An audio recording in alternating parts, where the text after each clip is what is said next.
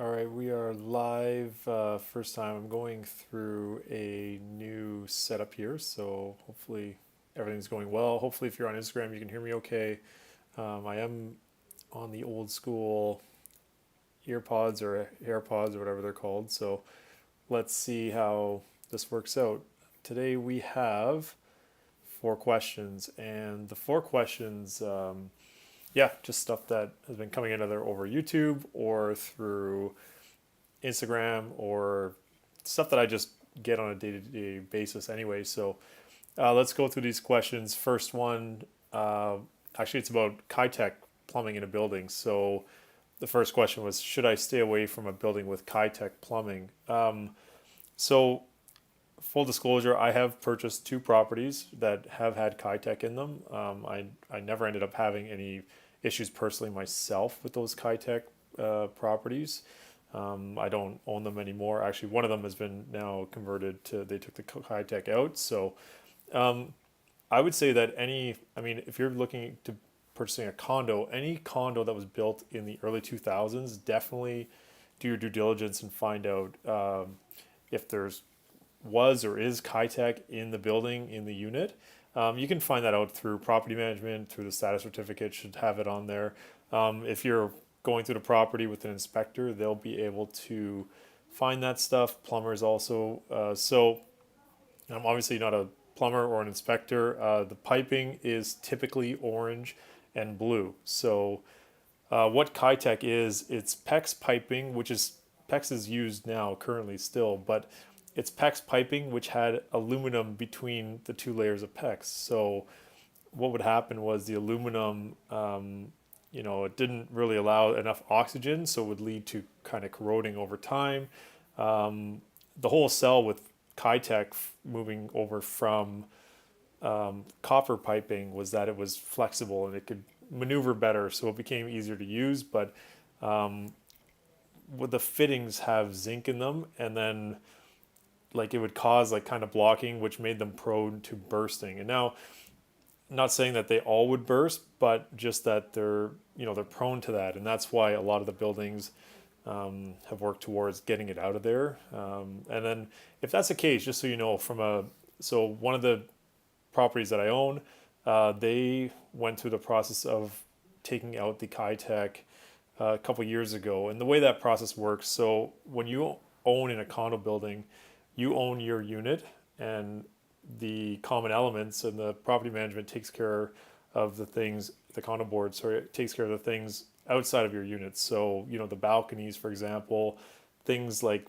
between the units and stuff like that. So, from a standpoint of when it comes to when you have to remedy it and take it out, there's a stack that goes typically from the bottom of the condo all the way to the top of the condo. And that stack is huge.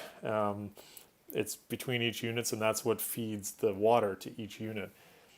The condo corporation would hire a plumbing company. Typically, they'd research different ones and go through, the pros and cons of using each, and price points, and then they would get a quote to do each of the units. Then the owners have the option to either opt in or opt out and get it done by themselves. If they do opt out, they have to go through licensed plumber, and they have to still get proof, and sometimes it ends up costing more money if they opt out. If they opt in, then typically the condo corp will arrange for both the stack to get done. They're going to arrange for the stack to get done regardless, and that's going to be something that comes out of the condo fees typically, or if not the condo fees, then the stack would come out of the reserve fund typically. And if not, they might ask for a little bit of a raise in condo fees to build up the reserve fund, something to obviously look out for when you're reviewing the status certificate with your lawyer. Your lawyer will be able to advise you on that. And then they would ask you to be responsible for the charge for your personal units. So on a one bedroom condo in Toronto, I would say on average, I've heard, and this is obviously subjective to the unit, how they can access the walls and things like that, but typically I would say that price is somewhere in the 3,000 to 5,000 range per unit for a one bedroom condo. Might be a little bit less, might be a little bit more. It just depends on the unit specifically and how they can access the piping and things like that. So Yeah, I know it's a long-winded answer, but I wouldn't necessarily say that you should totally stay away from a unit that has had or has Kitec plumbing. I think a lot of it is subjective. It depends on the history of the building. It depends on if they've had a lot of, let's say, bursts in the building. It depends on if they've remedied it, and if they have remedied it, typically, not always, of course, do your due diligence on any purchase. Typically, if they've gone through the process of remedying it, all the units in the building and the building itself should be. Remember, this is a case by case, but should be Kitec free if that's the case. So do your due diligence. I wouldn't say shy away from it. I would say if there's still a great deal that we had on a property, in a building that has had Kitec, I think that you could still explore that property definitely, and hopefully get a good deal on a property. And for a lot of for I was reading a Carson Dunlop report before this live because the question came in, and in that report it does say that they haven't had as much bursts and stuff as it seems. But that being said, that's just one report that I read. If you want to read the report, definitely send me a message and I'll send it to you.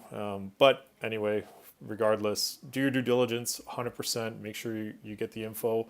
Also, make sure that your lender will lend with Kitec, and make sure that your insurance company will also cover you in case something happens. That's super, super important.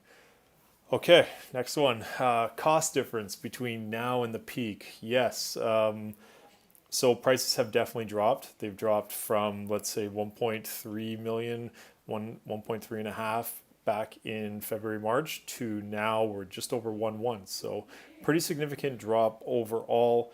Now let's just talk about what that means from a owning perspective. And remember, when you're buying a property, you're not just buying that purchase price, you're buying the monthly cost. What is that thing going to cost you every single month? So back in the peak when rates were 2.5%, I did a quick calculation here on Rate Hub calculator, whatever. You can use any calculator, they'll all be the same. But from a owning cost, so $1 million with 20% down, which is $200,000 down, 25-year amortization at 2.5% would cost you about $3,584, $3,580 a month. Obviously not including taxes, maintenance fees, or anything like that.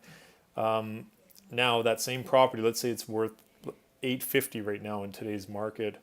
20% down, you save 30 grand, so now it's $170,000 down, 25-year am, but at 5% rate, it would actually cost you more than at 1 million at 2.5%. This one would cost you $3,955. So actually about $400 more, give or take, per month, even though the purchase price is lower and the down payment is lower.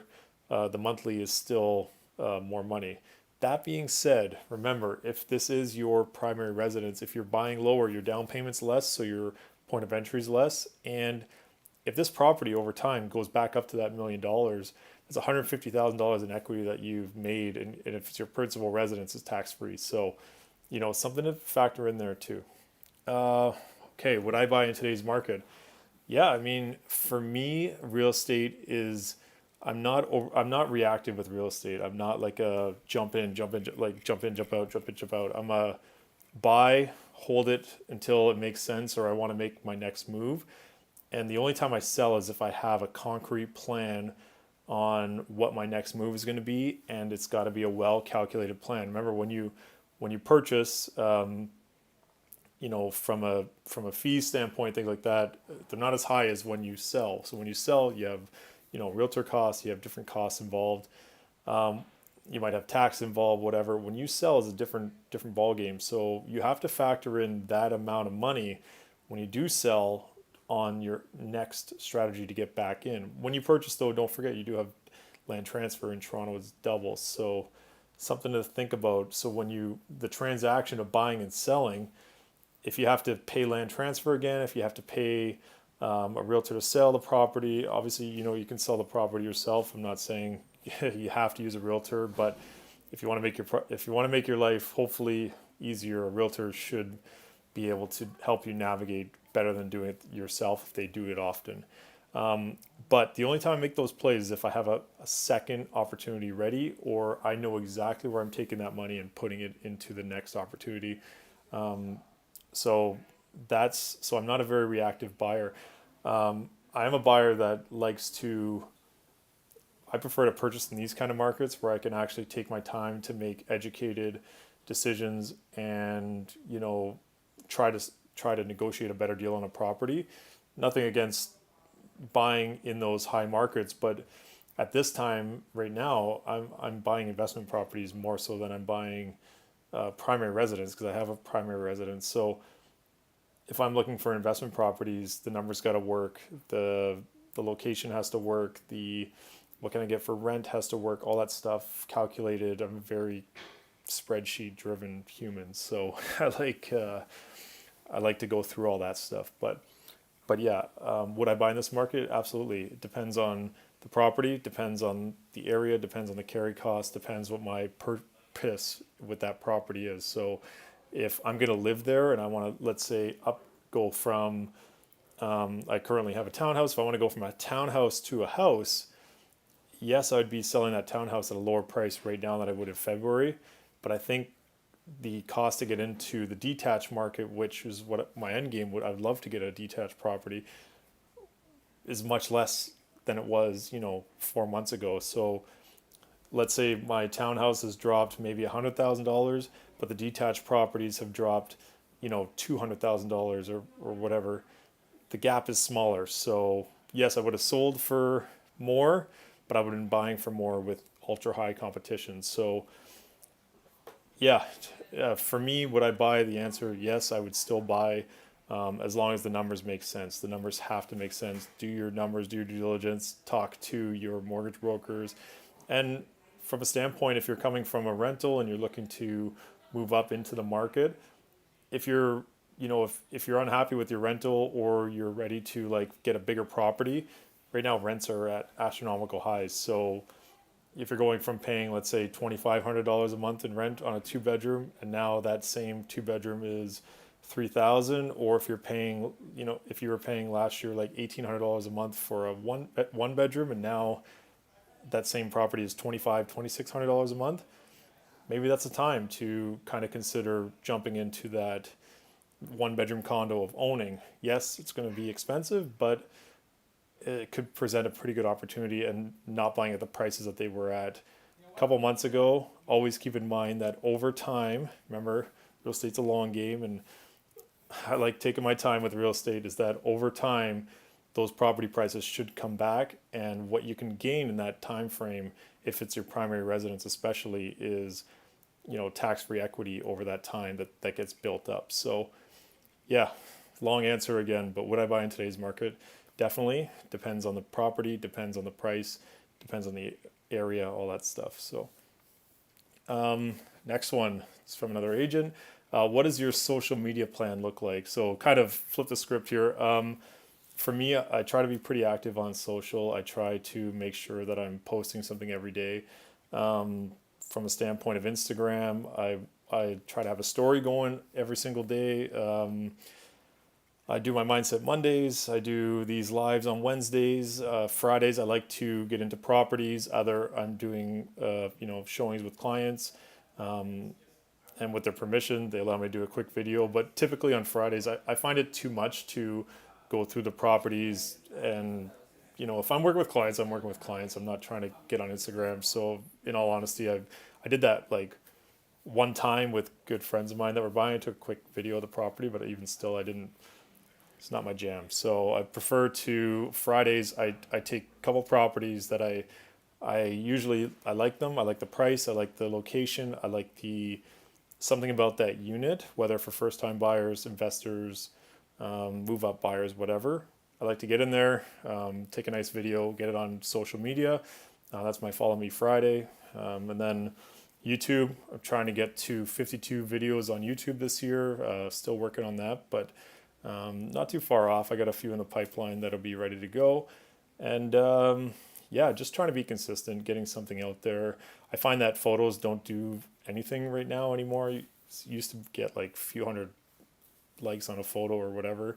And now it's like 20, 30. So definitely a huge drop off for me there.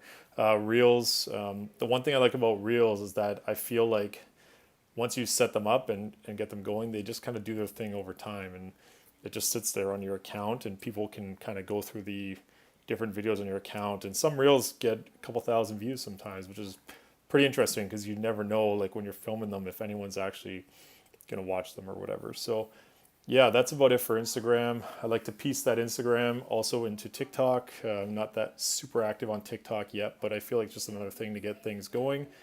YouTube videos, when I do that script, I take the script and fire it onto medium.com. So now it's like a blog. And then, yeah, I mean, there's a lot of elements going. The new thing I've done on Instagram now is my top 10 list. So if you want to see my weekly top 10 of units that I like, um, something about them, there's something about them that I like. I go through each one, I handpick each and every single one of them and make sure that there's a reason that they're on that top 10 list. And definitely send me a message if you want to find out exactly why I chose them.